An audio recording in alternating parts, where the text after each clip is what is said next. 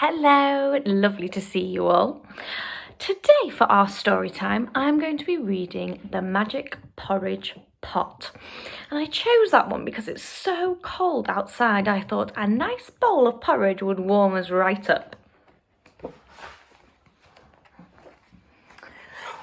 Once a girl called Rose lived with her mother in a tiny cottage. They were so poor that there was hardly a bean in the house to eat. One day, poor Rose felt so hungry that she ran into the woods and wept.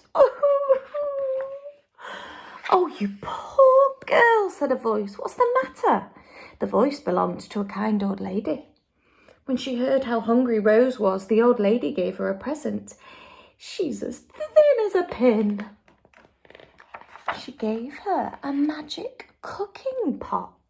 The old lady explained, "Just say the words, 'Cook, cook, little pot, make me porridge piping hot,' and the pot will cook you a meal.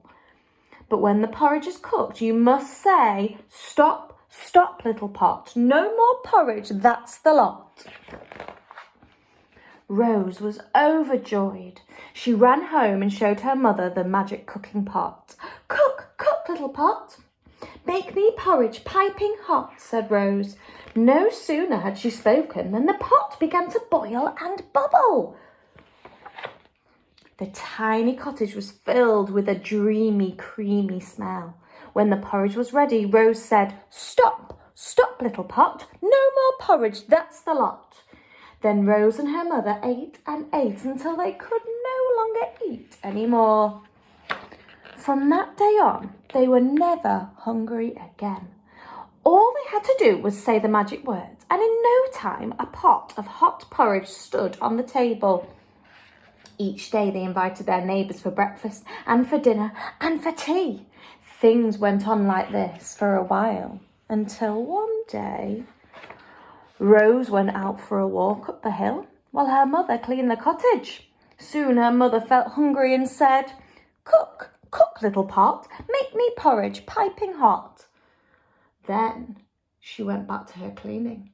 She was so busy that she forgot all about the magic cooking pot. The porridge boiled and burbled. It rose and rose until at last it overflowed. The porridge spilled onto the table and then it spilled onto the floor. The porridge oozed around her feet and ran out of the kitchen door.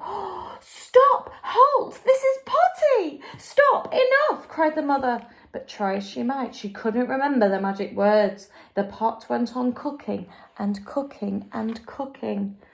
Down in the town, the people couldn't believe their eyes. The porridge oozed down the pavement. "My hat!" And then it poured into the square, and then it rose up to everyone's knees, and then it carried off the Lord Mayor. At last, Rose came home from her walk.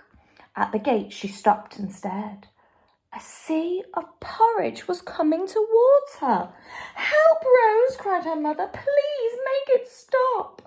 Rose took one look and shouted, "Stop! Stop, little pot! No more porridge, that's the lot!"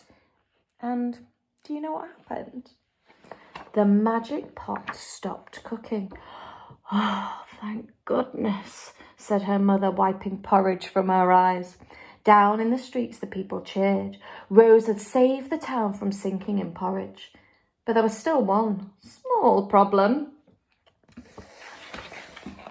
What could they do with all that porridge? Well, porridge cake, porridge pool, porridge sculpture, porridge for porky pigs. I think they found some interesting ways to use that porridge up. Thank you so much for joining me for another story time, and I will see you again soon. Bye.